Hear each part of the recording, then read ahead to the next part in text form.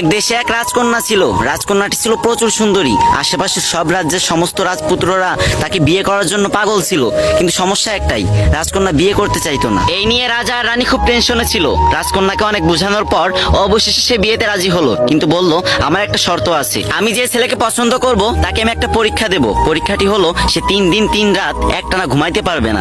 সে যদি এই পরীক্ষায় পাশ করে তাহলে তাকে আমি বিয়ে করব, আর যদি ফেল করে তাহলে তাকে আমি কঠোর থেকে কঠোরতম শাস্তি দেব। তারপর রাজা মেয়ের কথা মতো পুরো রাজ্যে ভেড়া পিটিয়ে দিলেন। তারপরের দিন রাজসভায় অনেক ছেলে এসে উপস্থিত হলো। তার ভিতরে রাজকন্যা একটা ছেলেকে পছন্দ করলো। এবার ছেলেটার পরীক্ষা দেওয়ার পালা। রাজকন্যা যে রুমে ঘুমাতেন সেই রুমের দরজার সামনে ছেলেটিকে দাঁড় করিয়ে রাখলেন এবং রাজকন্যার দাসীকে বললেন, তুমি এর দিকে খেয়াল রাখবা, এ যেন সারা রাতে একটুও না ঘুমায়। ছেলেটি প্রথম রাতে একটুও ঘুমায়নি, কিন্তু দ্বিতীয় রাত যখন আসলো তার শরীর এতটাই ক্লান্ত ছিল যে সে দরজার পাশে ঘুমিয়ে পড়তে বাধ্য হলো। তারপর রাজকন্যা ঘুম থেকে উঠে সেই ছেলেকে কঠোর শাস্তি দিল, আর এই খবর পুরো রাজ্যে ছড়িয়ে পড়লো। কিন্তু